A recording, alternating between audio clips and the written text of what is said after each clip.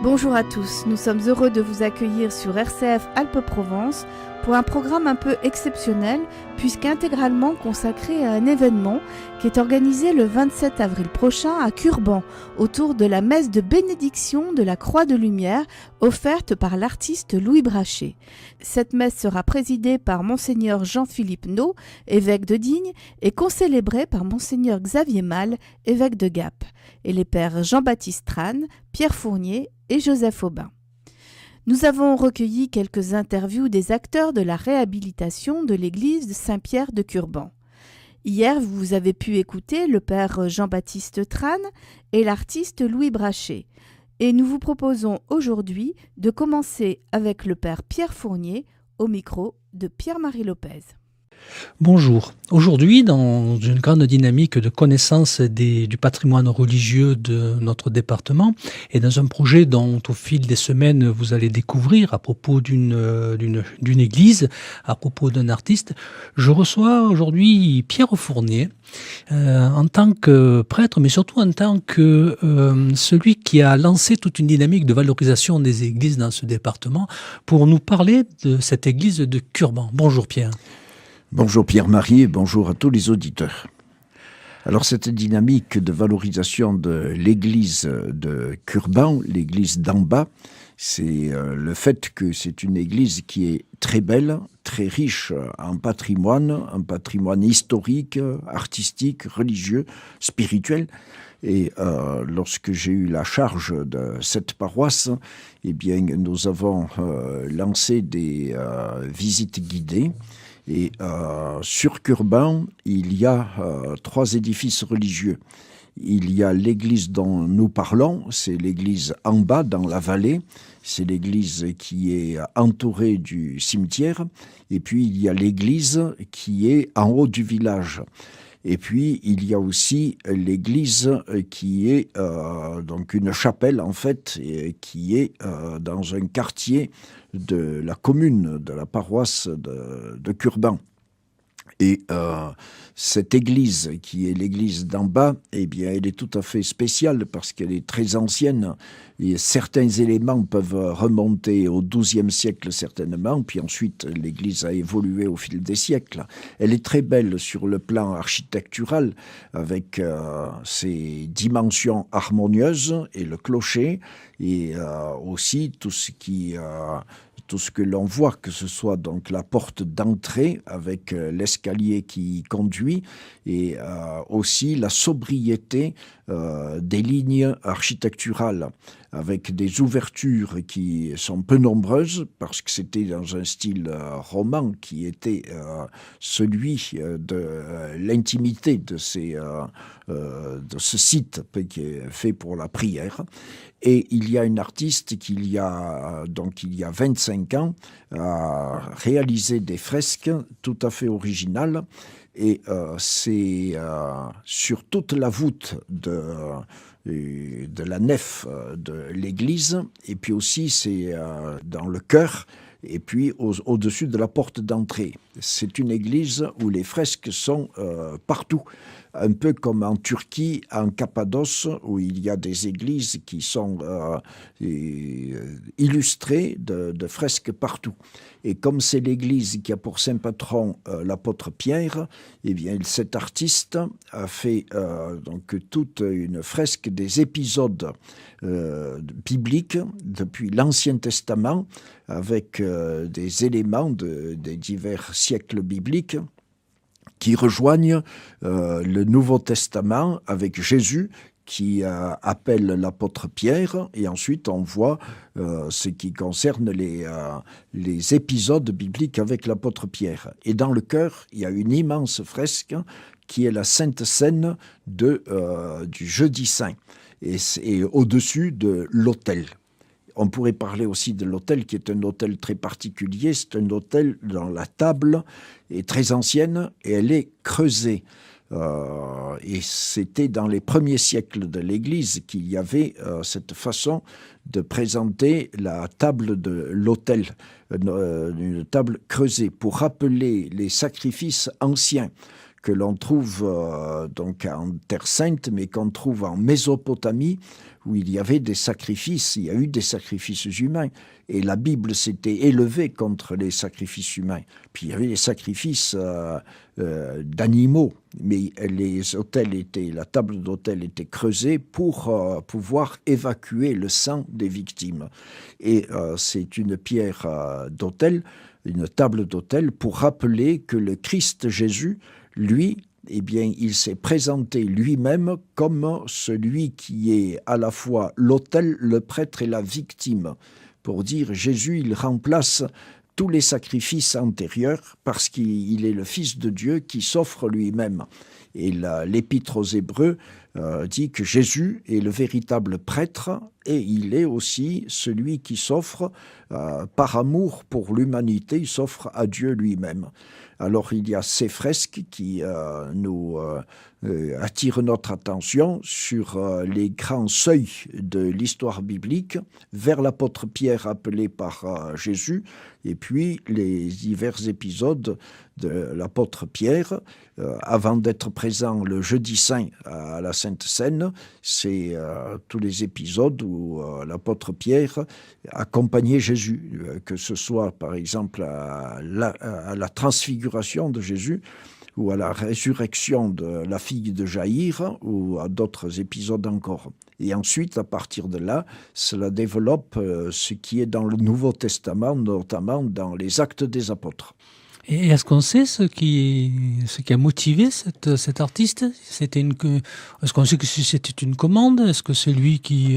C'était effectivement une commande. Et c'était le maire de l'époque, monsieur Daniel Roland, qui s'était mis en contact avec cet artiste et qui lui avait demandé de décorer cette église, notamment sur toutes les voûtes, tout l'espace disponible. Et l'artiste a été d'accord pour faire ce projet et réaliser ces fresques qui se développent sur l'ensemble de l'église. Et on peut remarquer aussi que au-dessus de la porte d'entrée, à l'intérieur, il y a une immense fresque qui évoque l'Apocalypse.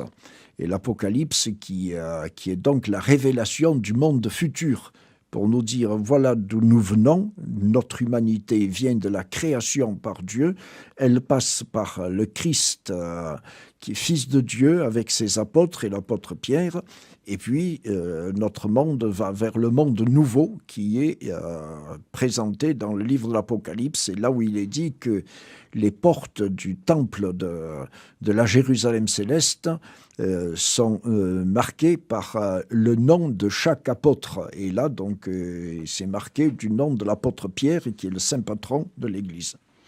Alors comment entendre qu'un maire fasse une commande de ce type-là? C'est assez original, je sais pas, comment... Oui, c'est original, c'est parce que le maire Daniel Roland était attaché donc à la valorisation de cette église qui est très ancienne, comme on l'a dit, et qui mérite d'avoir donc toute cette valorisation pour donner le meilleur d'elle-même. Et cette église a été fermée à un moment donné, puisque là, il est question de... Oui, c'est ça. Alors, cette église a été, donc à un moment, fermée. Et donc, c'est pour cela qu'avec un certain nombre de personnes de la paroisse, nous avions décidé de la remettre en valeur avec des visites guidées. Alors, qu'est-ce qui vous a poussé à faire ça ? Alors, c'est le fait que j'avais découvert la beauté de ces fresques, et puis que ça porte sur un personnage qui est essentiel dans la vie de l'Église. C'est l'apôtre Pierre, appelé par Jésus et compagnon de Jésus. Oui. Et donc ça donne un visage à l'apôtre Pierre. Et ensuite, il y a eu des visites guidées avec les services diocésains de la catéchèse, particulièrement le service de la catéchèse des Hautes-Alpes et le service de la catéchèse des Alpes de Haute-Provence. Et ensuite, ça s'est diffusé. Cet intérêt s'est diffusé. Et nous sommes heureux de voir que cet intérêt, actuellement, s'intensifie. Oui, on en parlera un petit peu plus tard dans ce projet, ce grand projet que nous, ici, à la radio, on a baptisé le projet Croix de Lumière, puisque c'est dans cette dynamique-là. Mais continuons à venir. Beaucoup d'églises sont fermées. Le projet d'une valorisation culturelle ou du tourisme culturel qui ouvre dans les églises, comment ça fonctionne? On sait qu'il existe, mais vous pouvez en parler un peu? Comment ça peut se passer? Alors, ce qui s'est fait donc en développant ces initiatives, c'est le fait que le curé actuel, le père Jean-Baptiste Tran, a été séduit lui-même par cette église et qu'il y a donc lancé un certain nombre de célébrations de messes. Et donc il a fallu installer des chaises, puisque cette église-là n'avait aucun équipement en chaise ou en banc. Alors, elle se faisait où, la messe? Alors, la messe était célébrée à l'église en haut du village. Et donc, c'est cette église en haut du village qui était le principal lieu des messes régulières et des baptêmes, des mariages et puis des obsèques. C'est l'église d'en haut. Et cette église en bas, c'était seulement cette église de visite guidée. Alors maintenant, avec le père Jean-Baptiste Tran et avec la nouvelle mairie, puisqu'il y a une nouvelle municipalité, il y a une entente pour pouvoir faire avancer la connaissance de cette église, pour populariser la visite à cette église et l'utilisation.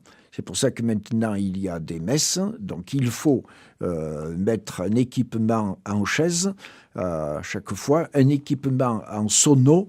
Et puis, comme il n'y a pas d'électricité, d'équipement électrique pour le moment, eh bien, ce sont les messes dans la journée. Il ne peut pas y avoir de messe le soir. Voilà, donc ce sont des avancées progressives. Oui, qui finiront par... donc en fait, c'est l'église du bas qui va à terme remplacer l'église du haut. C'est ça. Puis une idée qui était avancée et que personnellement, j'étais attaché à cette idée, c'est que l'autoroute qui s'arrête donc à La Sols, et donc la sortie de l'autoroute est à proximité de cette église. Et qu'il peut y avoir là, eh bien, tout un rôle d'accueil touristique sur la base de ce patrimoine qui est un patrimoine très riche en histoire et puis sur le plan de l'art, sur le plan de la connaissance biblique, sur le plan spirituel. Et des personnes sont venues, par exemple, avec le service diocésain de la catéchèse d'Aix-en-Provence pour visiter cette église. Et donc là, il peut y avoir tout un lieu, un pôle culturel et un pôle qui puisse être disponible à cette attention sur l'art et l'art religieux. Alors, mais justement, est-ce que c'est pas un risque de faire glisser sur ces lieux-là une dynamique plus culturelle, c'est-à-dire en fait un éloignement de Dieu, et d'aller voir au fond le travail d'un artiste, que ce soit le tailleur de pierre ou que ce soit l'artiste qui fait des fresques sur les murs, et au fond de s'éloigner de l'origine et du rôle que ces édifices religieux sont appelés à jouer. On sait très bien que dans beaucoup de communes où les églises sont plus ou moins fermées, il y a une très grande volonté d'en refaire des salles culturelles pour faire du cinéma, pour faire des salles comme elles manquent. Alors, comment faire là? Comment se fera cette frontière-là? Parce que j'entends qu'un maire n'avait fermé cette église, là il y a un autre qui l'a relancée, donc là il y a des croisements... Actuellement, c'est pas risqué ça, de faire du tourisme culturel? Actuellement, eh bien, il y a la dimension culturelle qui est bien présente. Il y a des messes spécifiques. Par exemple, le père Jean-Baptiste Tran a initié des messes pour les personnes de toutes sortes de pays, notamment parce que c'est un lieu d'arboriculture. Et à certaines saisons, il y a des saisonniers qui viennent de toutes sortes de régions de France, mais aussi de toutes sortes de pays, depuis la Pologne, l'Espagne, le Portugal et bien d'autres pays encore. Et il y a des messes à l'automne, lorsqu'il y a la grande saison de récolte des fruits, et des messes, on pourrait dire des messes des nations différentes. Et ce sont des messes polyglottes, avec les langues en français, et puis donc et en espagnol, et en portugais, en polonais, puis d'autres langues. Alors c'est une dimension religieuse qui est fortement établie. Par ailleurs, là on entend bien, oui. Pour le dimanche des rameaux, eh bien, la pratique de ces dernières années, c'est de faire une procession dans la vallée pour venir jusqu'à cette église, et notamment faire la procession avec un âne et conduit par un enfant ou un adolescent, et faire une procession avec les palmes pour bien noter cette célébration du Christ avec les rameaux. Et puis il y a une célébration d'entrée dans l'église, frapper à la porte de l'église, comme Jésus est entré à Jérusalem. Et là, ça se fait dans cette église, la célébration du dimanche des rameaux, qui est le dimanche de la passion du Christ, puisque l'évangile, c'est sur la passion du Christ. Et donc, il y a bien une identité cultuelle extrêmement précise et nette. Mais toutes ces églises qui ouvrent l'été pour faire visiter le patrimoine, qu'est-ce qu'on pourrait dire à ces personnes qui font visiter ces lieux-là, parce qu'ils ne sont pas spécialement dans le monde du religieux, ces gens qui font visiter ou qui... mais je leur dis bravo d'ailleurs d'assurer ces permanences pour que ces portes soient ouvertes. Peu importe au fond que quelqu'un vienne dans une église au départ pour voir l'architecture. Alors, c'est un pari qu'on fait. Il y a un appétit de visite par curiosité. Et oui, souvent. Par curiosité pour quel est ce lieu. Par ailleurs, la curiosité, c'est les fresques dont on parle, de quoi s'agit-il? Et puis, la curiosité, quels sont les enjeux de ce qui est donné à admirer à travers ces fresques. Il y a tous ces degrés de curiosité. Mais lorsqu'il y a des visites guidées, il y a un message qui passe de façon très forte, c'est le message biblique. L'artiste a su donner les points principaux de l'histoire biblique, depuis la création et puis à grandes enjambées, pour venir vers le personnage de Jésus qui fait de Pierre, le pêcheur du lac de Tibériade, son apôtre, l'un de ses apôtres, et puis ensuite la grande rencontre entre Pierre et Jésus, et puis notamment la grande fresque du Jeudi Saint, là, qui est tout à fait typique de la foi chrétienne, où Jésus prononce les paroles inouïes de « Ceci est mon corps, ceci est mon sang », livré, versé pour vous en signe de l'alliance nouvelle et éternelle. Et à partir de là, s'il y a des éléments de l'histoire de l'Église, il y a les scènes que l'on retrouve dans les Actes des Apôtres, et puis il y a grandes enjambées, ce qui va vers la scène qui est au-dessus de la porte en très grand, qui évoque l'Apocalypse. Eh bien, et ça, c'est du plan culturel, parce que la Bible est vraiment un livre de messages universels, et en même temps, c'est la parole de Dieu qui est signifiée par ces fresques, par l'art de l'artiste, et c'est un art qui mérite admiration. C'est un message qui est très précis sur Jésus comme sauveur de l'humanité. Et puis, il y a ce qui concerne la destinée non seulement personnelle, mais de l'humanité. Où va l'humanité ? Et le livre de l'Apocalypse, qui est signifié par la grande fresque au-dessus de la porte d'entrée, dit bien cet éblouissement, parce qu'il y a des rayonnements qui ont été dessinés, qui ont été peints par l'artiste, c'est ce rayonnement-là. Alors, nous y trouvons dans cette église tout le domaine culturel, tout le domaine artistique et le domaine de la foi. et de la foi chrétienne en l'occurrence. Et est-ce que en vous écoutant parler avec ces images, etc., il me semble que c'est comme ça qu'on fonctionnait au Moyen-Âge par rapport aux gens qui ne savaient pas lire. On enseignait la Bible avec des images à travers des fresques ou en mettant sur les frontons les sculptures, etc. C'est un peu la même dynamique ? Alors tout à fait, c'est-à-dire que l'artiste a retrouvé ce que vous dites de l'utilisation de l'art comme catéchèse et comme instruction par rapport aux populations. Et on peut penser dans les Hautes-Alpes à certains équivalents. Par exemple, sur la commune de Saint-Martin-de-Quérières, à la chapelle de Saint-Jacques-le-Majeur, eh bien, il y a des fresques sur l'ensemble de la chapelle, des deux côtés, sur le plan de la nef, et puis dans le chœur. Et là, donc, à la chapelle Saint-Jacques-de-Compostelle, d'un côté, on a les récits des pèlerins de Saint-Jacques, avec la fameuse légende du pèlerin innocent pendu et dépendu. Et puis dans le chœur, il y a l'ensemble des apôtres, dont Saint-Jacques avec le Christ.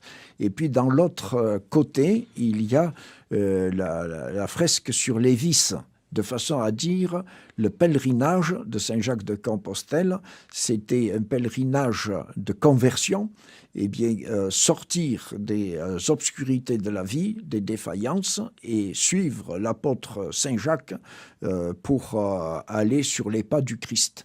Alors c'est un équivalent. Et comme vous dites que ce qui a été réalisé à l'église de Curban, c'est dans cette optique-là, c'est-à-dire de signifier pour tous les visiteurs, pour tous les fidèles, ce qui est le message biblique. Au fond, à un moment donné, on s'inquiétait d'ouvrir les édifices religieux au monde du tourisme. Dans cette optique-là, on n'a vraiment rien à craindre en tant que chrétien, par exemple. Il n'y a pas un détournement, mais au contraire, une invitation à peut-être faire une rencontre par rapport à ce qu'ils vont trouver là, qui est une forme de catéchèse alors. Tout à fait. C'est une forme de catéchèse. L'identité chrétienne est très précise et à partir de là, il peut y avoir des dialogues étonnants. Parce que ceux qui viennent peuvent arriver avec leurs propres questions et ils sont sensibles aux diverses symboliques et dans le dialogue avec le guide et donc le groupe, ils peuvent faire apparaître des thèmes complémentaires et sur l'histoire biblique, mais aussi en référence à d'autres traditions. Et c'est là, ce qui est intéressant, c'est les dialogues possibles. Ce sont des lieux d'accueil, des lieux de dialogue, et ce sont des lieux de découverte. Eh bien voilà, pour conclure ce petit temps de rencontre, tout est déjà écoulé. Effectivement, une invitation à aller sur ce lieu de rencontre que vous avez initialisé du temps où c'est vous qui était sur cette commune-là, travail qui est poursuivi par le Père Tran actuellement, et dans très peu de temps, une ouverture par rapport au public, et avec, on n'en dira pas plus, avec toute une conjonction d'une équipe et d'autres artistes qui vont permettre à cet édifice, à cette église alors, à cette église, à cette église de pouvoir rouvrir ses portes. Pierre Fournier, un grand merci à vous, puis à très bientôt. Merci beaucoup, et puis à bientôt, oui.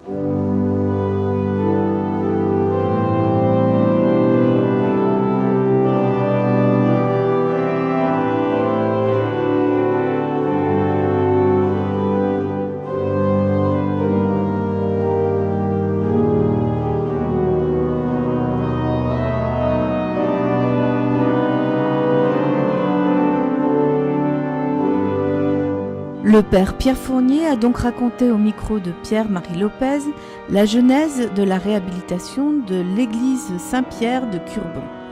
Nous vous proposons maintenant le témoignage de Catherine et Alexandre Nabokov et de Paul Vesbuch à l'origine de cette réhabilitation de cette église Saint-Pierre de Curban. Dans le cadre de la réhabilitation de l'église de Curban, l'église Saint-Pierre de Curban, j'accueille Catherine et Alexandre Nabokov. Catherine, bonjour. Bonjour. Alexandre, bonjour. Et Paul Vesbuch, bonjour. Bonjour. Alors, nous allons parler justement de l'Église sous plusieurs formes, hein, et notamment dans son accueil aussi de la Croix de Lumière, un événement important pour cette Église et dont l'inauguration va avoir lieu très bientôt. Je vais commencer par vous, Catherine.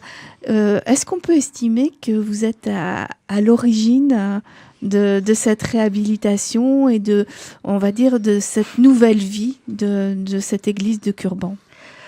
Je ne sais pas si je peux dire que je suis à l'origine de tout ça. Cette église du Xe siècle, elle a une vie très longue, bien avant la mienne. Et moi, j'ai vécu une expérience très troublante avec cette église qui a eu lieu il y a 20 ans.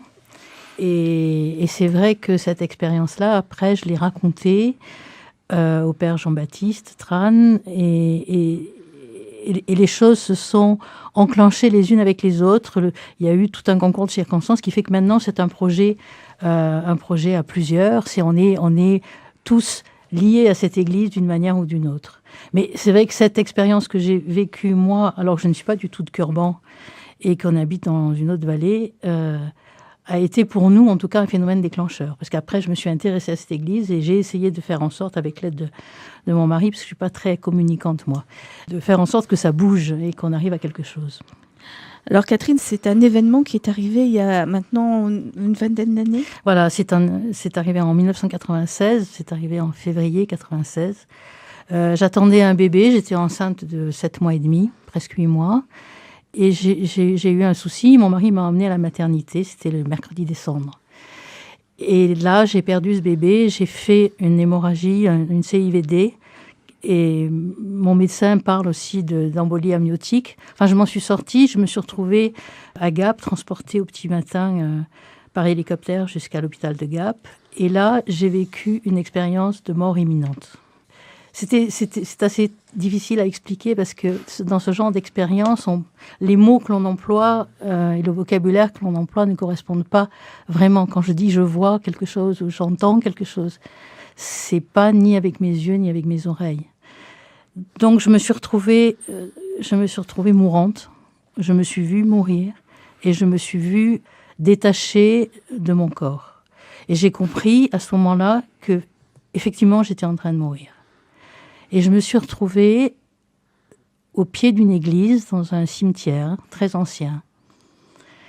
Et dans une espèce de brume, de brouillard. C'était assez froid, c'est désagréable. Et quand j'ai vu toutes ces tombes autour de moi, je me suis dit, bon, je suis vraiment morte. Je dois être enterrée quelque part par là. Et puis, j'ai continué mon chemin. Je suis partie de cet endroit et je suis passée devant la porte de cette église. Et devant la porte de cette église, il y avait quelqu'un. Il y avait un homme, je ne peux pas dire qui c'est, il ne s'est pas présenté. C'était un homme très grand, vêtu de blanc, avec des cheveux blancs, bouclés, qui m'a fait signe de la main. Bon, et mon chemin a continué. Comme dans les expériences de mort imminente, on se retrouve dans des endroits lumineux, paisibles. J'étais dans le calme et la sérénité. C'était assez extraordinaire, mais c'est une autre histoire. Et puis d'un seul coup, on m'a dit « Tu as le droit de retourner, de revenir ». J'étais assez troublée de ça parce qu'en fait, j'étais très bien, j'avais pas envie de revenir. J'avais tellement souffert dans les heures qui avaient précédé ou les minutes, parce que le temps aussi, je ne peux pas dire le temps. Et je me suis retrouvée, cette fois-ci, à l'intérieur de cette église. Alors, j'étais allongée, non pas face à l'autel, mais face à la porte. Et la porte sur le côté était ouverte. Et c'était le soleil rentré par cette porte. Et on m'a dit, cet homme, qui était le même que celui que j'avais vu devant la porte principale à l'allée, m'a dit, puisque tu as eu le droit de revenir, il va falloir témoigner. Et il faut que cette église puisse vivre. Cette église doit vivre. Elle doit être une église vivante. Elle doit être une église sainte. Et moi, il me dit, moi, maintenant, c'est dans tes mains. C'est une grande mission. Oui, c'est une mission assez effrayante aussi, parce que à ce moment-là, j'étais pas consciente de l'ampleur de ce truc-là, mais après, oui, une fois que j'ai pris conscience, et après, oui. Et il m'a dit une chose qui m'a troublée aussi. Il m'a dit avant, il y a longtemps, la route passait devant mon église, les gens s'arrêtaient dans cette église, on venait prier dans cette église. Et maintenant qu'une autre route a été construite, les gens passent. Ils ne s'arrêtent plus. Je me suis retrouvée à l'hôpital, réveillée par des gens qui me hurlaient « Madame Nabokov, Madame Nabokov ». J'ai repris conscience, je me suis retrouvée dans l'horreur d'un hôpital et de la souffrance et tout ça. Et au bout d'1 mois et demi, je suis restée 17 jours dans le coma. Au bout d'1 mois et demi, j'ai eu le droit de sortir de l'hôpital, de rentrer. Je ne voulais pas du tout aller en maison de repos. Je n'étais pas vraiment en état, mais je voulais rentrer chez moi. C'était tellement important de retrouver mon mari, mes enfants. Et donc Alexandre vient me chercher et il me dit écoute, on ne va pas prendre la route principale de Gap à la Motte, la grande route. On va passer par une petite route derrière parce qu'il y a trop de circulation. Moi, j'étais encore toute troublée j'étais plus vraiment dans la réalité. Et on part et on passe devant l'église de Curban. Et je me suis arrêtée net et j'ai dit mais c'est là que j'étais. C'est cette église-là que j'ai vue. Alors bon, on est rentré, je me suis guérie comme j'ai pu, ça a mis très longtemps. Et pendant toutes ces années, je me suis dit, il m'a demandé de témoigner, mais comment est-ce que je vais témoigner ? Si je fais rien, le jour où je meurs et que je me présente devant lui, il y a une inquiétude. Qu'est-ce que je vais dire si je fais rien ? Alors, je me suis dit, j'en ai parlé au prêtre qui me suivait à l'époque. J'ai dit, est-ce qu'il faut que je raconte ça, que je vois des gens Il m'a dit, non, je pense pas que ce soit la peine, parce que vraiment, ce genre de truc, bon. Alors, j'ai rien dit. Après, je me suis dit, je vais faire du caté. J'ai fait 12 ans du caté, mais ça faisait rien pour Curban. Donc, voilà. J'étais en conseil pastoral pendant 7 ans, mais bon, là aussi. Et puis, pour les 20 ans de ce petit garçon que j'ai perdu lors de cet accident de santé qui s'appelle Simon, je me suis dit, il faut absolument, cette fois-ci, que je réussisse à ce qu'il y ait une messe dans cette église. Alors j'ai téléphoné à la mairie, comme j'avais déjà fait auparavant, mais ça n'avait jamais rien donné. Là non plus, ça donne rien. On dit non, c'est pas possible, il n'y a pas d'assurance, c'est pas possible. Ça. Et puis entre-temps, c'est là qu'Alexandre intervient, c'est qu'il a rencontré un adjoint à la mairie à qui il en a parlé. Puis on a eu Madame le maire, et puis une première messe a pu avoir lieu à cet endroit. Alors pas pour l'anniversaire de la mort de mon petit enfant, mais en avril. En avril 2016, il y a eu la première messe dans cette église. Et depuis, ce groupe de gens qui ont tous un intérêt, on a tous des raisons différentes, mais tout le monde s'est mis à travailler ensemble, et ça aboutit à ce que maintenant, Louis Brachet a fabriqué cette extraordinaire croix de lumière qui va être mise dans cette église, qu'il va y avoir la bénédiction de cette croix et une messe avec nos 2 évêques du secteur. Donc voilà, je crois que la mission est accomplie là, et que maintenant, la suite sera assurée par les autres. Mais cette expérience-là, c'est quelque chose d'absolument inoubliable. Je ne peux pas passer devant cette église sans m'arrêter et sans prier, et sans me dire je suis sûre qu'il est là et qu'il me regarde. Je me tourne vers vous, Alexandre Nabokov. Face à cette histoire, comment avez-vous pu accompagner Catherine ? Juste, je précise que vous êtes journaliste aussi. Pendant la période de coma, il y a déjà eu un signe qu'on pourrait presque appeler amusant. C'est que le prêtre, qui est un frère de Saint-Jean, qui nous accompagnait beaucoup pendant ces semaines extrêmement difficiles, a proposé de venir voir Catherine à l'hôpital. Et on s'est présenté dans l'ancienne réanimation qui est à l'arrière de l'hôpital de Gap, dans les vieux bâtiments. Et l'infirmière a dit « Ah non, pas vous, vous déréglez toutes les machines. » Tiens. Alors il était très content, parce qu'il s'est dit qu'au moins... Donc ça, c'était la première chose de la manifestation. Et la deuxième manifestation qui était très importante dans ces semaines très difficiles, c'est qu'il y a une religieuse qui nous a accompagnés depuis quelques années auparavant, que Catherine avait connue, qui était une ermite à Montmorin. Et toute la période pendant laquelle Catherine était dans un état très dangereux, la vie s'est horriblement compliquée à la maison pour des raisons diverses. Et cette sœur a été là 24 heures sur 24. Et à un moment, Catherine était au plus mal et le corps médical ne sait absolument pas s'exprimer. Mais j'ai compris qu'il y avait des jours encore plus dangereux que dangereux. Et sœur Paul, j'ai dit, il faut absolument qu'on se marie. Et elle nous a aidés pour tout ça, mais elle a dit, le mariage, on va peut-être attendre parce que Catherine va sans doute revenir. Bon. Après, il y a eu la sortie, la guérison, longue guérison, et il y a eu cette visite sur la route de Curbon, où j'ai vraiment pas... La Providence, quoi. Je ne sais pas ce qui s'est passé. Et puis, beaucoup plus longtemps, très longtemps après, de par mes fonctions de correspondant de la Provence dans le pays de la Motte, Turier, j'ai été amené à assister à l'inspection de la communauté de brigade de gendarmerie. Et il y avait beaucoup d'attentes parce qu'on attendait un officiel. Et j'ai parlé avec un homme qui était très affable et qui écoutait, enfin, quelqu'un qui écoute. Et je raconte l'histoire un peu de Curbon, parce que je savais qu'il était conseiller municipal à Curbon. Et il me répond, mais il faut faire une messe. Et justement, dans les mois qui avaient précédé, la mairie, et lui avait poussé cela, avait demandé à nettoyer l'église qui n'avait pas de grillage pour protéger les ouvertures.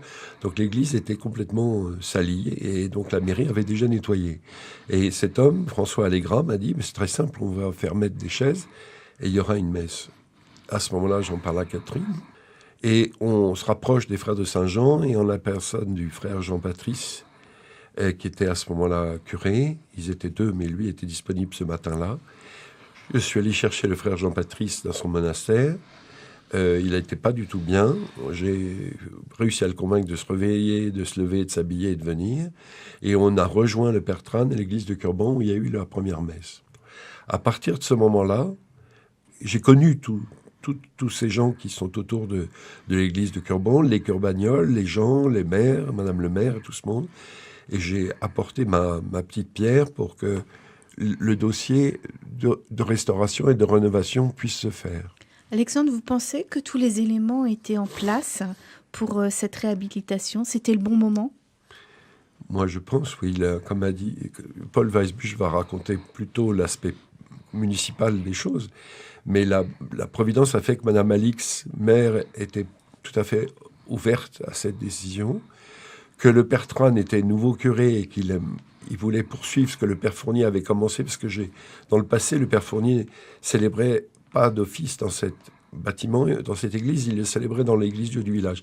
Mais il invitait les gens à visiter cette église, et il racontait l'histoire de cette église. Elle était très sensible pour le Père Fournier, et ça, le Père Tran l'a compris. Et puis le Père Tran a suivi notre trajet, nous a accompagnés avec ses messes régulières, la messe des saisonniers, qui a commencé à avoir lieu à l'automne, au moment de la cueillette, où il y avait les Polonais, et un office célébré dans 3 langues, polonais, portugais et espagnol. Et puis, on s'est liés et les choses se sont faites. Voilà. Mais c'était un hommage que je voulais rendre à Catherine. Merci Alexandre Dembkoff. Je me tourne vers vous, Paul Weisbuch. Alors, pour vous présenter, vous êtes juriste, hein, vous avez tout un parcours de juriste, historien. Et quel est justement votre regard sur cette église Saint-Pierre de Curbon? On va parler de l'histoire après, mais aujourd'hui. Alors, pour moi, il faut se représenter le rond-point d'Épile, la sortie d'autoroute où il y avait la maison, la ferme familiale. Et ma chambre, la fenêtre de ma chambre donnait sur l'église de Curbon. Et quand on est arrivé à la Saulce, j'avais 7 ans et demi. Et j'ai toujours vu cette église qui faisait partie intégrante de moi jusqu'à ce que je sois exproprié, parce que des propriétaires des terrains étant expropriés, il m'a fallu me rapatrier. Et pour moi, c'était naturel d'aller sur Curban, c'est-à-dire je traversais la Durance. Et pour moi, que ce soit la Saulce ou Curban, c'est une même entité. Et pour moi, cette église fait partie intégrante de ma jeunesse, de ma vie. Elle m'a accompagné jusqu'ici. Mais de là à s'engager pour qu'elle revive, qu'il y ait de la vie dans cette église, c'est toute une démarche. Oui. Alors, comme il vient d'être dit, Alexandre l'a fort bien rappelé, il y a une conjonction d'éléments qui étaient nécessaires pour qu'en quelque sorte la mayonnaise prenne. Il avait été déjà fait des travaux en 1986 et les fresques en 1992. Ces fresques, 35 fresques, qui attiraient du monde. On peut peut-être dire par qui ont été faites tout à fait. Et pour ces fresques. Être très précis, il s'agit de Bertrand Bahuet, artiste domicilié donc dans le 04, qui est l'auteur et propriétaire, propriété intellectuelle de ces fresques que le père Fournier aimait faire visiter. Donc, il y a déjà un entraînement à la fréquentation de cette église pour des raisons qui sont non pas cultuelles, mais déjà culturelles. Bon, alors, il se trouve que j'ai éprouvé un grand intérêt pour cette église comme historien, parce que j'ai travaillé au CNRS comme historien, ça a été mon premier métier. Et j'ai trouvé que c'était dommage d'avoir commencé des travaux puis de les avoir abandonnés. La nécessité m'est apparue qu'il fallait créer une association qui porte le projet de restauration de cet édifice, qui est communal, qui est propriété communale, propriété publique, et qui est sous la responsabilité de la double responsabilité de la commune et des bâtiments de France, comme bâtiments historiques. Alors, on a créé une association qui s'appelle l'Avenir de Curban, à vocation de sauvegarde du patrimoine et essentiellement de cet magnifique édifice. Il s'agissait, dans mon esprit, de faire de la communication, de sensibiliser les gens à la beauté de ce bâtiment et de le restaurer. Et alors, on a fait notre travail d'association, je me suis même présenté aux élections, et cela faisait partie de mon programme, restaurer l'église du Curban en raison de sa grande valeur historique, patrimoniale et artistique. Voilà, mais rien n'aurait pu se faire s'il n'y avait pas eu la conjonction d'événements, à savoir que, bon, comme il a été dit, Alexandre, son épouse, était là, effectivement, derrière, pour, en quelque sorte, relayer cette information, cette communication, qui a permis au conseil municipal que j'ai saisi de cette question, non plus de s'intéresser à la restauration de l'église juste avant les élections, et puis ensuite on n'en parle plus, on ne fait rien. Là, je dois dire que Madame Laurence Alix a joué un rôle capital parce qu'elle a programmé les travaux et programmé les travaux, plus exactement le financement. On a commencé par là et à mon avis, pas assez, mais on était déjà à des sommes importantes puisqu'il s'agit initialement de 150 000 euros, plus les subventions donc, de l'État. On peut commencer à faire quelque chose. Mais cette programmation budgétaire donc, matérialise la restauration. Les bâtiments de France sont donc venus, nous ont apporté l'aide dont on avait besoin, mais ils nous encadrent aussi parce que, puisqu'il s'agit d'un monument historique, il ne s'agit pas simplement d'une propriété au sens juridique, mais cette église appartient à tout le monde. Et alors, je vous coupe, voilà, tout à fait. Alors, on va essayer de bien comprendre le parcours de cette église, son historique en fait. Est-ce que vous pourriez nous expliquer un peu pourquoi elle a été détruite, pourquoi elle n'a pas continué à vivre sa vie, oui. Alors, c'est un bâtiment de style roman. Alors, roman, ça veut dire 10e, 11e siècle. Et ça fait un millénaire. à peu près. Et il s'en est passé des choses. Il y a eu le Moyen-Âge, mais il y a eu surtout les guerres dévastatrices, les guerres de religion. En 1588, lors de la prise de Sisteron par les protestants, la plupart des églises, les 2/3 des églises ont été abîmées ou rasées, purement et simplement. Et puis, il y a eu aussi toutes les guerres successives dues à Louis XIV, et l'église de Curban en a beaucoup souffert. Alors, nous nous trouvons à l'orée du XVIIe siècle. Des travaux ont été entrepris. Alors, c'est de manière générale. On a rebâti l'église de La Saulce, qui est en face. C'est l'époque de la restauration, de la reconstruction de l'église de Tallard, mais aussi de la création de la basilique du Lot. C'est une espèce d'engouement, mais un peu plus qu'un engouement, c'est une responsabilité que les pouvoirs publics de l'époque avaient pris de restaurer les églises. Mais en restaurant, c'est l'église de Curban, on l'a remaniée. On l'a remaniée dans le style XVIIe siècle, XVIIe, XVIIIe siècle, et on a...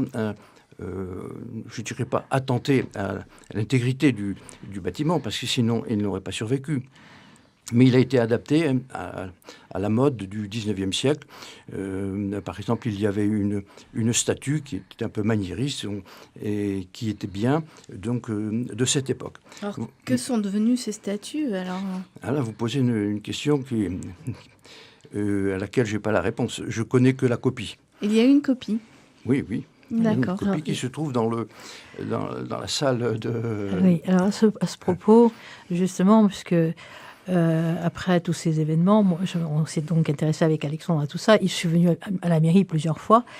Et il y a quelques mois, je suis allée dans une salle de la mairie, à côté d'une salle, et j'ai vu cette statue, qui est une statue de Saint-Pierre. Et j'ai été absolument stupéfaite, parce que cette statue ressemble, ce personnage ressemble vraiment beaucoup au personnage que j'ai vu lors de cette expérience de mort imminente. Et c'est une très belle statue. Malheureusement, je crois que c'est qu'une copie. Avec une copie, oui. Voilà. Mais... C'est une autre histoire. Excusez-moi, mais pourquoi cette église est dédiée à Saint-Pierre? Est-ce qu'on le sait? Les deux églises de Curban sont... Les deux églises de Curban. Alors, à dire la vérité, je ne le sais pas. C'est un nom qui se donnait beaucoup à l'époque romane. Donc on peut donner un visage à Saint-Pierre, alors, en allant voir cette statue. Oui, alors j'aimerais beaucoup que cette copie, même si c'est qu'une copie, revienne dans l'église. Parce qu'en plus, elle a une particularité, c'est qu'elle vous regarde vers le bas. Donc c'est une statue qui devait être en l'air et qui regardait les gens qui arrivaient devant l'église. Et c'est assez fascinant parce que moi, le personnage que j'ai vu était devant l'église et il me regardait arriver. Donc vraiment, moi, ça m'a troublé profondément, ça, vraiment. Oui. C'est une petite aparté, Paul Vesbusch. On peut peut-être continuer l'historique, puisqu'on vous a coupé dans l'historique. Pardon, Non, mais c'était très intéressant, Catherine. Alors, après le XVIIIe siècle, Curban est tombé en désuétude. Le village, il y a eu une déprise agricole, une démographie qui a été à la baisse, et voire on était à 500 habitants, et il y a seulement 50 ans, il n'y avait plus que 150 habitants. Bon, c'est dire la déperdition qu'il y a eu dans ce village. Donc l'église, ce n'était pas le sujet principal. Alors il y a eu aussi la déchristianisation sur Curban. Et il y a quand même eu, donc, au XXe siècle, ces dernières années, un intérêt pour la restauration de cet bâtiment, et notamment, par exemple, des gens comme Monique Ayot, qui mérite qu'on parle d'elle, parce qu'elle bagarre depuis qu'elle est... Elle a une fonction particulière, vous pourriez nous la présenter? Elle est au conseil paroissial, tout simplement. Elle est à la retraite, son mari est à la retraite, c'est arboriculteur, et elle s'est toujours dévouée pour la restauration de cette église. Voilà, il y a des accompagnateurs. Hein. Alors nous, en quelque sorte, on est survenu sur ce terreau, sur ce climat favorable, qui a permis de lancer maintenant la programmation, parce que tout reste à faire maintenant. Mais je crois que comme Cruban est une municipalité qui a des ressources financières, qui en aura toujours peut-être encore plus, je pense qu'elle affectera même après nous encore les fonds nécessaires à cet embellissement, cette remise à l'honneur. Parce que c'est vraiment de ça dont il s'agit, de remettre à l'honneur cette église qui a été le témoin de tant de guerres et qui est encore aujourd'hui là, présente et qui veille sur nous. Alors à vous entendre, j'ai l'impression que c'est tout un travail d'équipe, c'est toutes des rencontres. Catherine, on a l'impression quand même que dans votre mission, vous avez quand même été aidée aussi. Oui, parce que moi, je suis bien incapable, toute seule, de faire tout ça. Tout ça n'a pu aboutir que parce que Alexandre était là, Paul, Jean-Luc, le sculpteur, Louis Brachet, tous ces gens, Monique Caillot, tous ces gens travaillent dans le même sens pour des raisons complètement différentes sûrement. Ce projet n'a pu aboutir que justement parce qu'il y a eu ce projet commun. C'est un projet d'êtres humains qui se battent pour une église, pour la rendre vivante, qui est là, qui est belle et pour donner un sens à tout ça. Alors, lui redonner aussi sa vocation cultuelle. Oui. Aussi, c'est important. C'est très important. Pour moi, c'est la priorité. Pour moi, c'est vraiment ce qui m'a été demandé. Donc, voilà. Le reste, l'église est très belle, les fresques sont intéressantes, il y a plein de choses. Mais si ça reste un lieu vide, c'était pas ça, le but. Alors, quel est votre regard sur aussi la Croix de Lumière dans ce lieu? Pour moi, c'est absolument extraordinaire qu'il y ait eu un sculpteur qui ait fait cette croix pour ce lieu-là. Et la croix de lumière, et en plus de ça, cette croix de lumière, c'est la lumière dans cette église est très très spéciale. Et moi, ce que j'ai vécu, c'était une lumière d'un soleil couchant qui éclairait cette église par la porte latérale, et ça ne pouvait être qu'une croix de lumière. Voilà, c'est absolument inouï ce qui s'est passé là. Alexandre ? C'est encore plus extraordinaire, c'est que avant d'habiter là où nous habitons à Clamensane, nous habitions dans le même village, mais là où l'accident de santé a eu lieu et là où tout s'est déroulé. Et nous avions un voisin, notre propriétaire voisin, et qui est devenu un très très grand ami, Louis. Et Louis a un cousin qui est Louis Brachet. Ce qui fait que bien avant, c'est-à-dire en 91, 92, 93, dans les traditions des Alpes, on se rencontre le dimanche après-midi. On va rendre visite d'une ferme à l'autre, etc. Et très souvent, Louis et son frère venaient saluer leur cousin Louis. Et on s'est Gilbert et Louis. Et on s'est très très bien entendus, mais d'une manière naturelle. Et tout au long de ces années, ça fait 28 ans que nous sommes dans cette région, Louis et son frère Gilbert, on les a toujours croisés. Louis Brachet et son frère Gilbert Brachet. Et on a souvent rendu visite à Louis Brachet dans son atelier en amenant des amis, des frères ou des amis, etc. Ce qui fait que c'est, encore une fois, l'union. L'union et la foi, on peut dire, Paul Vesbus. Oui, cet événement, celui d'avril, qui va réunir deux évêques autour d'une croix dans une église et qui va revivre, donc c'est la vocation et non les moyens sont pris pour réussir.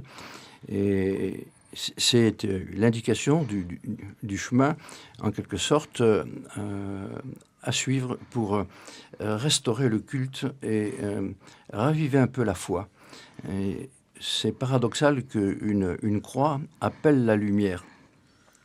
Et on entendait au départ cette lumière, cet homme de lumière. Eh bien, il faudra que dans cette église, on remette les baies en fonction qui ont été ajourées à la fin du XVIIe siècle, ou enfin, fin du XVIIIe, XVIIe, XVIIIe.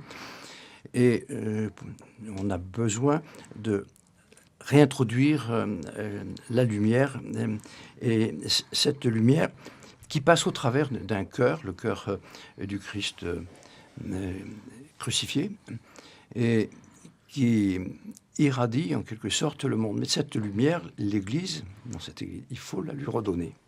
Voilà.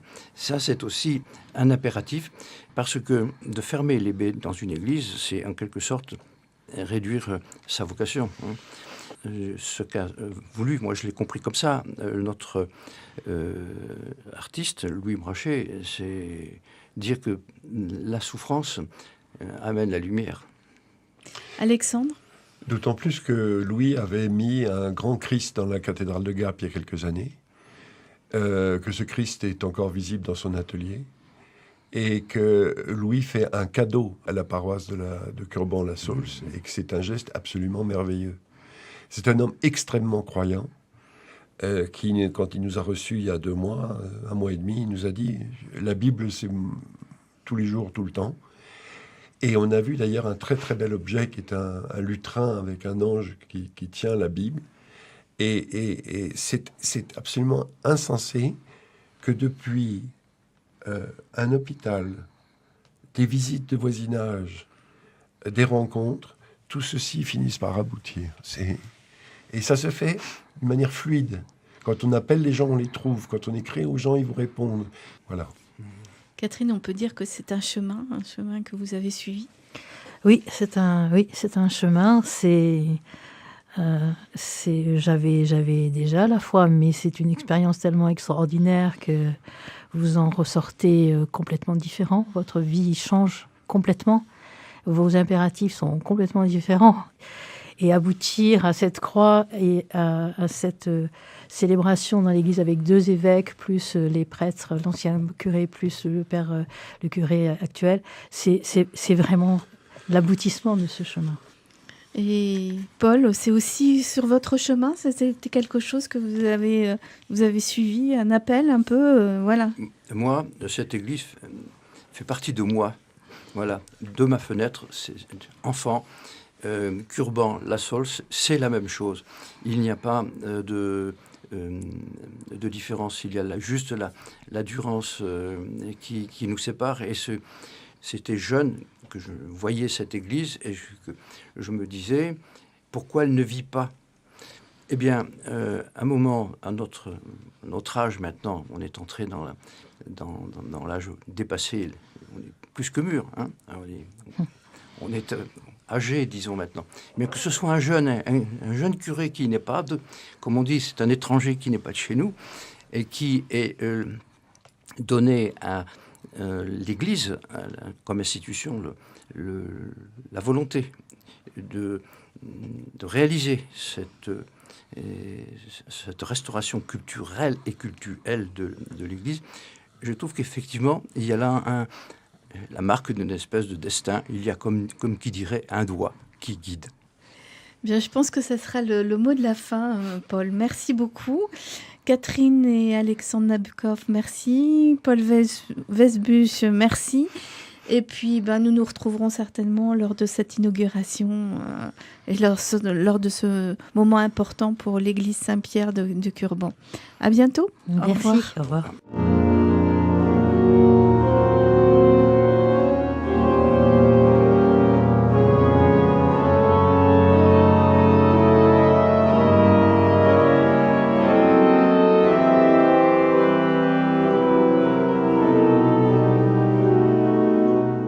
C'était Catherine et Alexandre Nabokov et Paul Wesbusch qui vous ont raconté comment est née l'idée de réhabiliter l'église Saint-Pierre de Curban. Mais encore faut-il monter un plan de financement et convaincre la municipalité de concrétiser le projet. Écoutez Laurence Alix, Madame le maire de Curban, qui nous présente toute la démarche.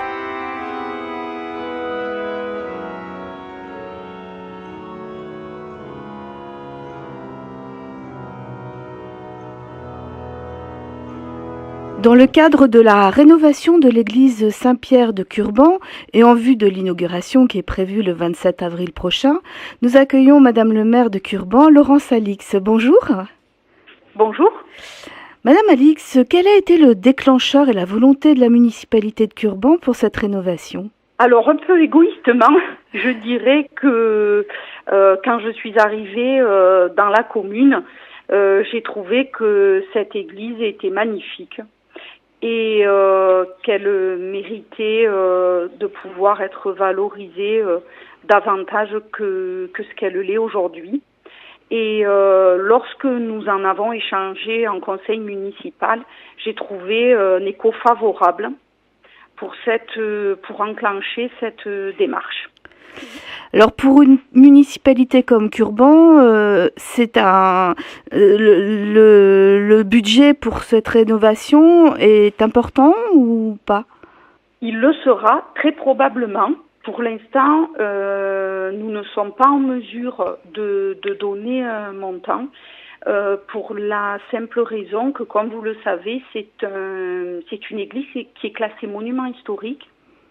Et donc, ça nécessite une approche très particulière en collaboration avec les services de l'État, donc la conservation du patrimoine et les monuments historiques.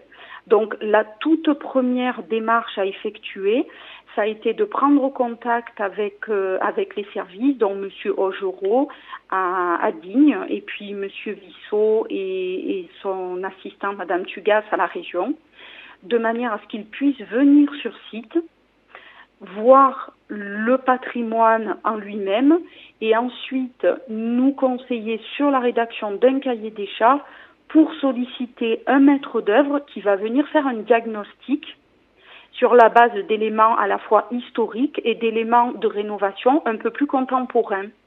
Alors quels sont les atouts de cette église ? Les atouts de cette église, déjà, moi, je dirais sa beauté, sa simplicité architecturale, son positionnement, qui est au pied du village et qui la rend relativement visible, puisqu'elle est un petit peu en promontoire au-dessus de la Durance. Donc, elle est visible de la route nationale, elle est visible de l'autoroute. Voilà, ensuite, le fait que c'est vraiment un bâtiment un bâti qui est ancien et qui, je pense, a vraiment un gros potentiel. L'idée a été bien accueillie par les habitants du village ? Lorsque nous en avons parlé en conseil municipal, ça a été accueilli tout à fait favorablement. Vous savez qu'il existe une association des Amis de Curban qui fait aussi un travail important de valorisation du patrimoine de la commune. Et d'ailleurs, je remercie les personnes qui se sont très rapidement associées au petit groupe de travail. On a créé un groupe de travail qui d'ailleurs ne comprend pas uniquement des habitants de la commune, puisque nous avons notamment monsieur et madame Nabokov, qui sont très attachés à cette église. Et donc, avec ce petit groupe, nous nous sommes rendus sur site. Et ça nous a permis, d'une part, de recevoir les représentants de l'État pour leur expliquer quels étaient les souhaits, et d'autre part, de bénéficier de la connaissance des membres de ce groupe de travail pour déjà faire part d'éléments historiques, de resituer certains éléments architecturaux, notamment dans leur contexte d'avant la période de travaux qui a eu lieu au début des années 90. Et donc, j'espère que lorsque nous allons commencer à enclencher la rénovation sur la base du cahier des charges qui sera établi par le maître d'œuvre, que la population pourra apprécier ce patrimoine à sa juste valeur. Il n'est insuffisamment valorisé aujourd'hui. Est-ce que ça fait vivre aussi un village de réhabiliter, de rénover une église ? Oui. Oui, je pense que pour ma part, oui. D'autant que dans nos petites communes rurales, il n'y a pas énormément de patrimoine. Et cette église, elle est vraiment remarquable. on ressent une collaboration très étroite entre l'équipe qui est motivée justement, notamment Monsieur et Madame Nabokov, Monsieur Wedbush, Monsieur Lang. Autour de vous, est-ce que aussi c'est un soutien important? Bien sûr, c'est un soutien important parce que, très honnêtement, vous le mentionnez assez tôt dans l'entretien, ça va être une très grosse opération financièrement parlant, en termes de suivi, en termes de requalification, parce que je pense qu'il va y avoir un travail de requalification qui sera peut-être significatif au regard des anciens éléments photographiques. Et donc, c'est important que ça soit porté, pas uniquement, je dirais, peut-être par le maire ou les adjoints. Au contraire, ça crée une synergie qui est extrêmement positive. On comprend qu'il y a de prochaines étapes pour cette rénovation. Le fait que Louis Brachet, l'artiste Louis Brachet, ait offert une croix de lumière, est-ce que aussi ça dynamise toute la démarche? Oui, complètement. Quelque part, ça pose un peu un point de démarrage, un point d'histoire, et il a une double dimension du coup, parce que j'allais dire, il a une dimension spirituelle et aussi une dimension un peu plus technique, un peu plus architecturale, et ça apporte aussi une visibilité du fait de la manifestation qui va se tenir le 27 avril sur cet édifice. Eh bien, Madame le maire, merci beaucoup. On se retrouve le 27 avril donc, pour cette inauguration et nous aurons l'occasion de reparler de cette démarche de rénovation de l'église de Curban. Merci beaucoup et à très bientôt. Au revoir. Avec plaisir. Merci beaucoup. Bonne journée. Au revoir. C'était Laurence Alix, maire de Curban, qui nous a présenté la démarche de financement de la réhabilitation de l'église Saint-Pierre de Curban. Madame Alix n'a pas eu le temps dans cette interview de citer et remercier tous les partenaires. Elle s'en excuse et réparera ses manques lors de la bénédiction de la Croix de Lumière prévue le 27 avril prochain, donc à Curban. Pour continuer cette émission spéciale sur RCF Alpes-Provence, émission consacrée à l'événement prévu le 27 avril prochain à Curban, la bénédiction de la Croix de Lumière offerte par l'artiste Louis Brachet pour l'église Saint-Pierre de Curban. Eh bien, nous accueillons maintenant Jean-Luc Lang, maître d'œuvre. Disons que je suis maître d'œuvre, je suis plutôt, comme on dit en termes d'entreprise, le pilote opérationnel. Voilà. Alors, quelle a été votre motivation pour accepter ce parcours avec l'église Saint-Pierre à Curban ? Ça remonte à l'époque où Pierre Fournier était le curé de notre secteur paroissial, de la Saulce. J'avais jamais mis les pieds avant dans cette église, même pas dans le village de Curban. Et un jour, je ne sais plus à quelle occasion, il me parlait de cette église qui avait des fresques magnifiques à l'intérieur, mais qui n'était pas... il n'y avait pas de fenêtres, il y avait des oiseaux à l'intérieur. Et donc, il a dit c'est quand même dommage de laisser une église avec un si beau patrimoine au niveau fresque à l'abandon. Donc, quand je dis à l'abandon, c'est peut-être exagéré, mais du moins de la proie des oiseaux. Hein. Donc... Et il était absolument sous le charme de cette église, et c'est là la première fois que j'en ai entendu parler. Mais j'ai jamais mis les pieds avant la première messe officielle qu'a fait bien longtemps après, plusieurs années après, le père Jean-Baptiste Tran, qui est devenu le successeur sur le secteur paroissial du père Fournier. Alors, on comprend votre motivation, mais quel a été votre rôle ? Ou quel est votre rôle, toujours, peut-être ? Alors moi, je suis celui qui est arrivé en dernier dans cette épopée humaine, aventure humaine. Quand je dis aventure humaine, c'est avec un grand A et un grand H. En fait, il y a eu toujours, et vous allez l'interviewer, tout est parti de Catherine Nabokov, qui a eu une expérience très particulière, qu'elle vous expliquera elle-même. Et a créé une espèce de collectif de gens passionnés par cette église qu'il avait vue pour essayer de lui redonner vie. Un patrimoine comme ça, on peut pas le laisser à l'abandon. Et donc, elle n'a eu de cesse de se battre pour que cette église revive.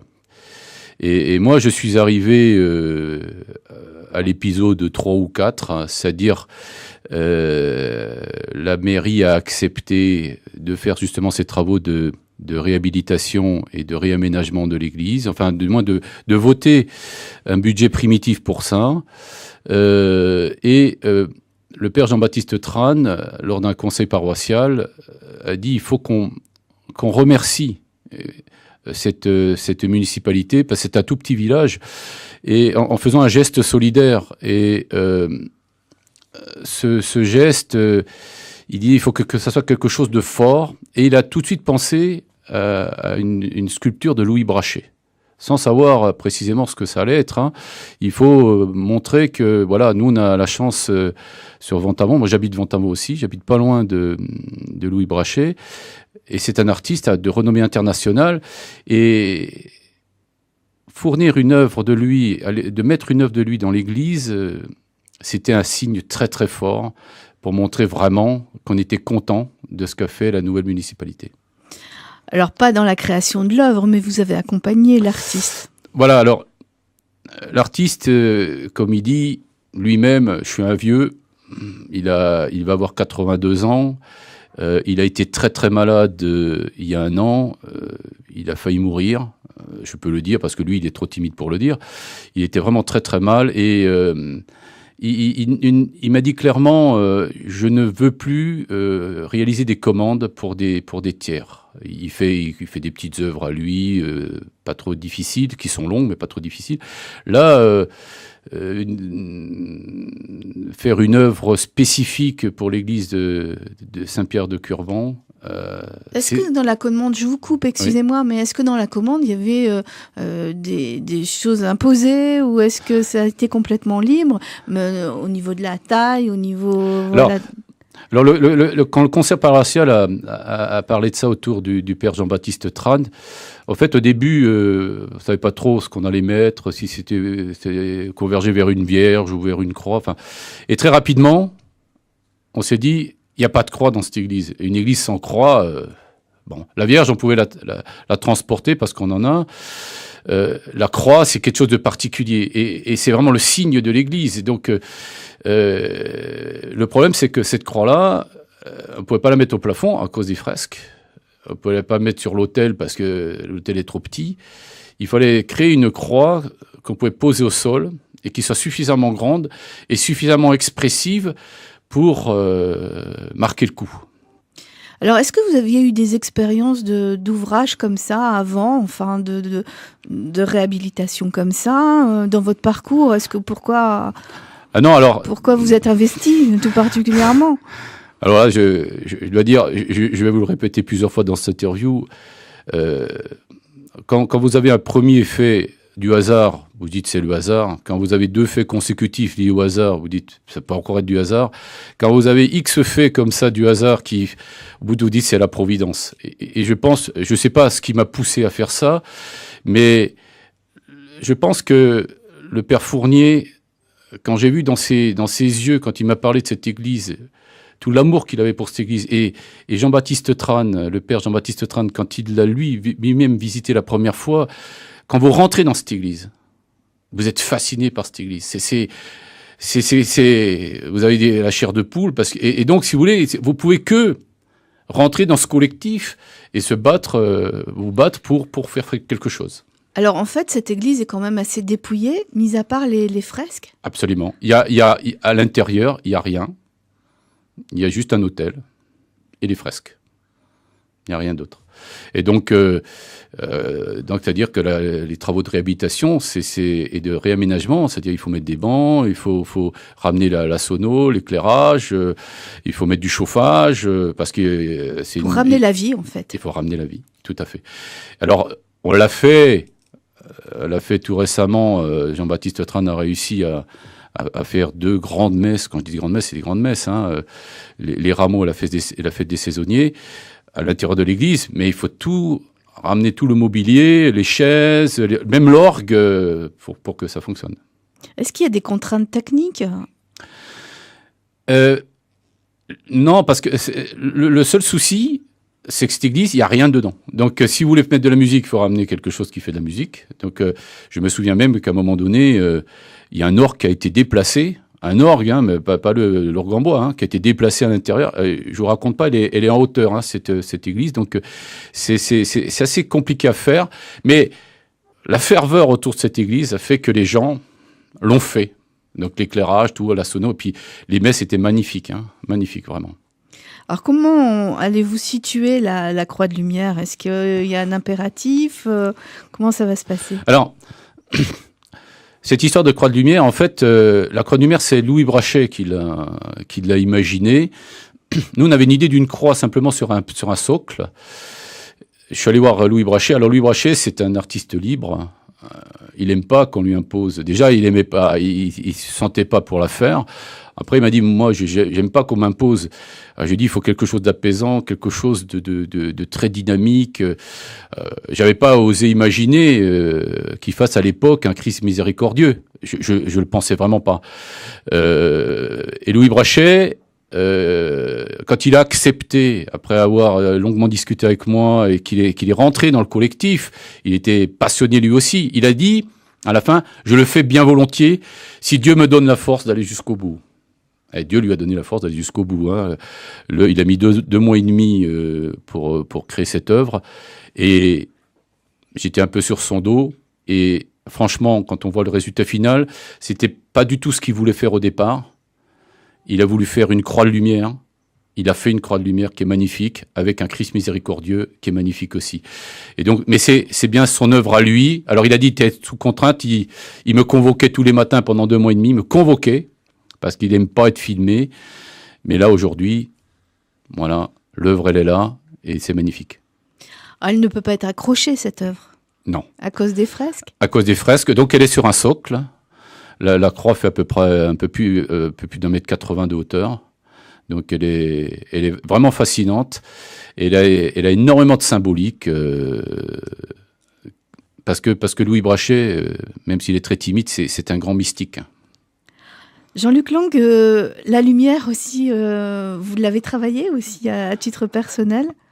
Tout à fait. Alors, cette croix-là, la symbolique particulière de cette croix-là, elle a voulu représenter le Christ miséricordieux, mais tel que l'a vu Sainte Faustine, tel que l'a fait peindre Sainte Faustine. Et ce Christ miséricordieux, c'est le tableau qui est à Vilnius, à la cathédrale de Vilnius. Alors, on va revenir oui, peut-être à cette histoire. D'abord la lumière et on va revenir à Sainte Faustine après. Donc, en fait, cette croix, elle a la particularité d'avoir 3 cœurs alignés sur le centre de la croix de lumière.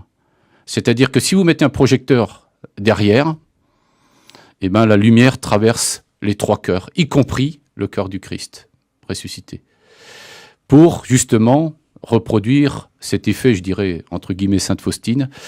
Et d'ailleurs, on voit les cœurs qui sont à l'extérieur du Christ, qui sont sur la croix, directement scellés sur la croix, sont vraiment, la majorité dirigée vers le bas, comme l'effet du tableau de Sainte Faustine. Vous avez travaillé la lumière, vous avez essayé de faire passer le soleil. Voilà. C'est ce que je voulais vous faire dire. Mais alors, j'ai voulu... Alors, pour Louis Brachet, son œuvre était autoportante parce qu'il avait créé il a créé des rayons du soleil directement en acier sur les cœurs. Moi, j'ai dit, il faut, comme on dit en Amérique, pour vendre un produit, il faut qu'il y ait une histoire, une vraie histoire. Et j'ai trouvé que c'était super ce qu'il avait fait, mais je dis, il faut tenter autre chose. Et j'ai essayé comme j'ai quelques notions d'optique, j'ai essayé de faire passer le soleil à travers les 3 cœurs, y compris le tout petit cœur du Christ miséricordieux. Et vous avez vu la photo, hein, c'est assez impressionnant. Mais les auditeurs ne vont pas voir la photo, donc il faut que vous nous expliquiez. Voilà, donc en fait, d'un point de vue optique, le Soleil est un astre, enfin la Terre bouge, donc le Soleil ne reste jamais au même endroit. Donc j'ai pris des clichés à un moment donné le matin quand le soleil commence à monter, c'est là où il est le plus ralenti, de manière à ce que je puisse prendre une photo pour que tous les rayons du soleil soient concentrés à travers les 3 cœurs, et surtout le tout petit cœur du Christ miséricordieux. Et j'ai réussi à faire cette photo. D'ailleurs, la vidéo est encore beaucoup plus prenante, parce que la vidéo, j'étais obligé de bouger la caméra, parce que filmer 20 ou 30, 40 secondes, un astre qui bouge comme le soleil ou la Terre, c'est très compliqué. Donc on le voit que je corrige un tout petit peu, mais on voit les rayons traversant le cœur du Christ ressuscité. Et vraiment, le plus prenant, sur la vidéo, on le voit, les rayons du soleil sont parallèles, traversant le cœur, sont parallèles à ceux de Louis Brachet. Et ça, c'est vraiment formidable. Ça ne peut provoquer qu'une émotion. Absolument. Alors, on va parler de l'effet Faustine. Voilà, puisqu'on en a déjà un petit peu parlé, mais rappelez-nous la genèse. Alors, moi, je vais vous dire, il y a un an, Sainte Faustine, je ne le connaissais pas du tout. Et c'est en filmant Louis, Louis m'a expliqué, m'a formé, m'a informé, m'a convaincu.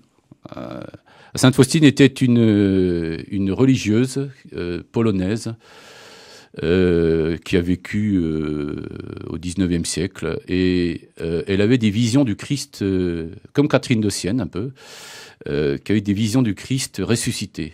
Et le Christ lui a passé commande d'un tableau qui représentait tel qu'elle le voyait. Sauf que Sainte Faustine, enfin c'était Faustine à l'époque, sœur Faustine ne savait pas peindre. Donc elle a trouvé un peintre qui a fait l'ébauche du tableau, qui était doué. Il a fait une ébauche du tableau et elle a mis du temps pour le corriger jusqu'au jour où le tableau correspondait exactement à ce qu'elle voyait.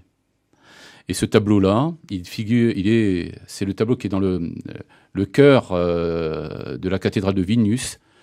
Et c'est le chœur qui s'appelle le Christ miséricordieux, que tout le monde peut aller voir sur le réseau Internet. C'est vraiment... Et on voit ce Christ, il a la particularité du cœur du Christ jaillissent des faisceaux de lumière, le premier représentant l'eau, le deuxième représentant le sang. Alors, le père Fournier dit que voilà, quand il y a ces 2 éléments, il y a vie, il y a vie humaine.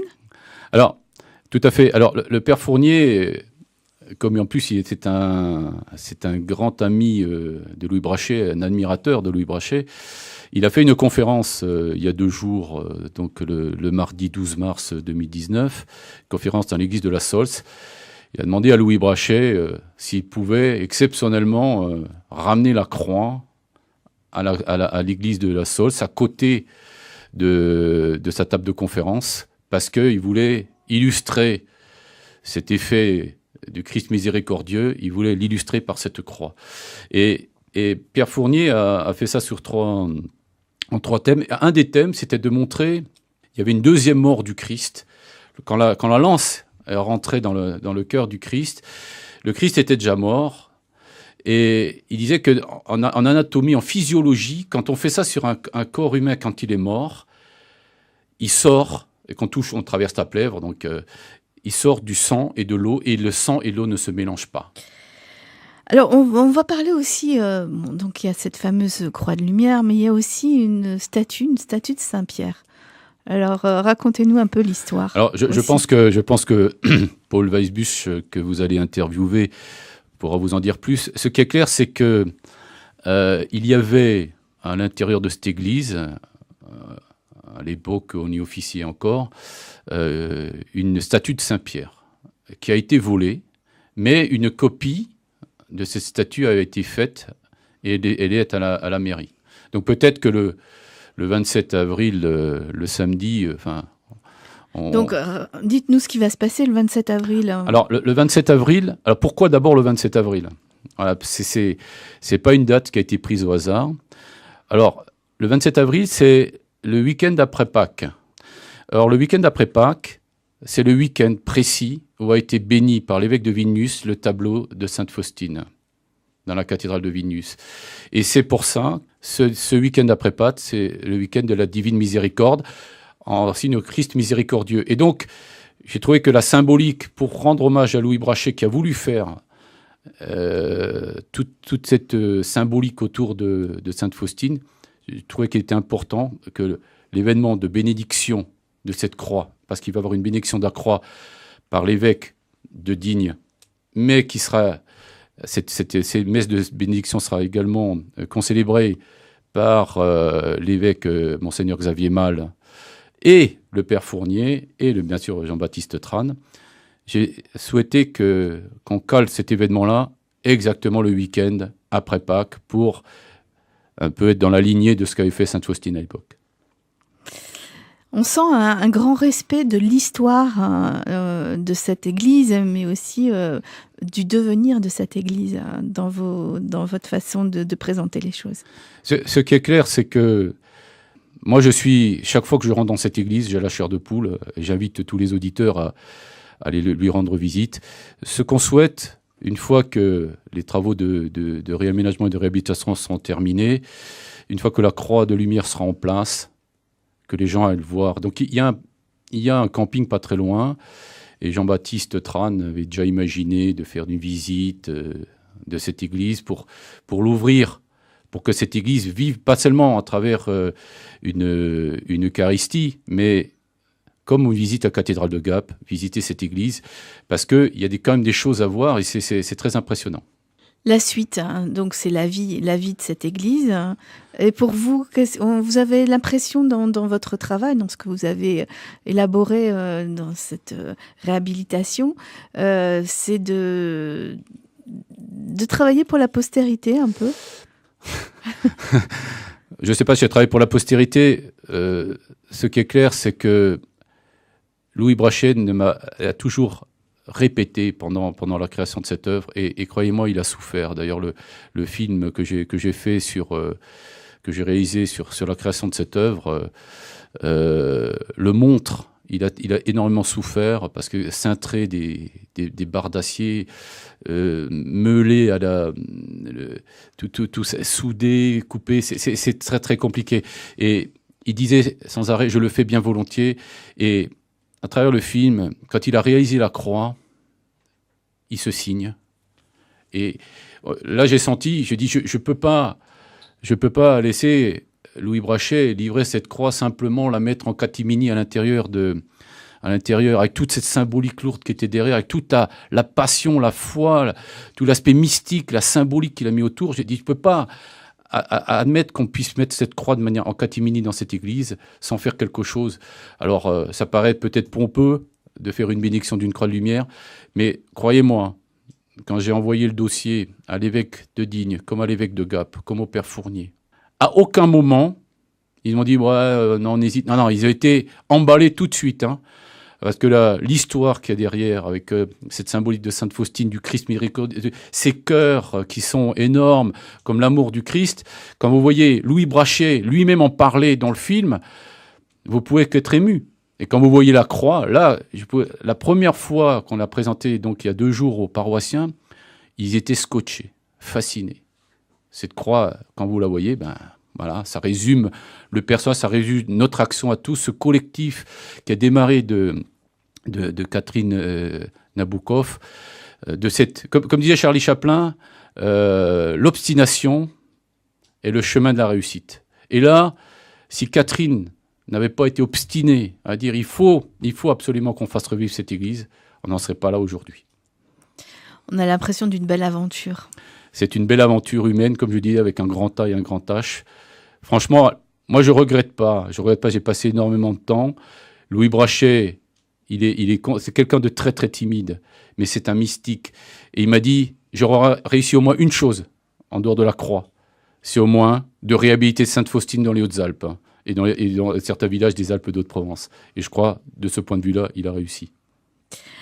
Jean-Luc Lang, merci beaucoup pour ce témoignage. C'est moi qui vous remercie. Nous invitons les auditeurs on peut visiter d'ores et déjà l'église. L'église, je sais pas, je n'ai pas les clés. D'accord. Ce qu'on peut visiter, c'est l'atelier de Louis Brachet. Donc la croix y est en permanence. Jusqu'au 27 avril. Mm-hmm. Ensuite, le 27 avril, il y a l'événementiel autour de la messe de bénédiction de la Croix de Lumière de Louis Brachet a lieu en 3 volets. Donc il y a un premier volet, et j'invite tous les auditeurs à venir s'ils le souhaitent. Le premier volet est à 16h, dans la salle des fêtes qui est juste à côté de l'église Saint-Pierre à Curban, où il y aura la projection du film, qui dure 40 minutes, avec un échange ensuite, le film sur la création, toutes les phases de création de la Croix de Lumière, par Louis Brachet, avec ensuite un temps d'échange avec l'artiste. Ensuite, il va y avoir la messe qui est prévue vers 17h30, mais de bénédiction présidée par Monseigneur Jean-Philippe Naud, concélébrée par Monseigneur Xavier Malle et le Père Fournier et Jean-Baptiste Trane. Et ensuite, à l'issue de la messe, il va y avoir un temps convivial d'échange autour d'un apéritif dînatoire. Voilà le programme pour le 27. Eh bien, Monsieur Lang, merci beaucoup. C'est moi qui vous remercie. Et puis, à une prochaine fois sur notre antenne. Merci. Pour un autre projet. Merci, Tout à fait. au revoir. Au revoir.